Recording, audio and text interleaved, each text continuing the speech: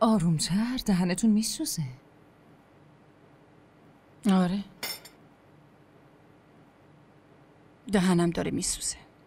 حرف خانداداش درسته. حال است که فقط میتونه از عمه مراقبت کنه، اما بازم این قضیه مثل بمب ساعتی میمونه آبجی. حالا که حمزه دوباره برگشته، عمه بهش فشار میاره که با حال ازدواج همچین حرفی از دهنت بیرون نیاد. به خاطر اون آدم احمق که در مورد حال حرفای بد و بیراه زد، رسول از این وصلت منصرف شد و اون طور عصبانی شد. خب حرف اشتباهی هم نزده. شما باید با خانداداش در مورد قضیه پسرخاله اون دوستش حرف میزدی. اونو که فراموش خب کرده الان بودم. بگو تا همه بفهمن واسه اون دختری که این همه غیرتی شدن و اونطور عصبانی بودن، اون دسته گل به آب داده. حتی من میگم که با اون پسره ازدواج کنه. چطوره؟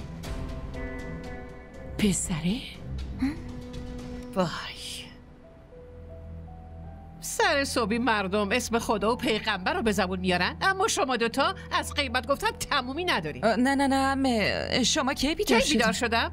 بگو چرا بیدار شدی؟ اصلا بگو چرا بیدار شدی؟ باید میمردی. هیچکی زحمت نکشید من پیرزن رو بیدار کنه و بگه رو تختم بخوابم. کمرم داغون شد و رفت. من ماساژش میدم. تو چرا صدا در نمیاد ها؟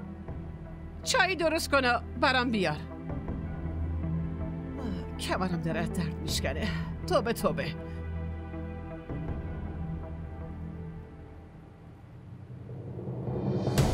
حاله وای دخترم چی شده؟ حاله عزیزم. همراه ما باشید و فراموش نکنید که سابسکرایب کنید تا بهترین سریال ها را با دوبله فارسی از تلویزیون دیدی تیوی تماشا کنید.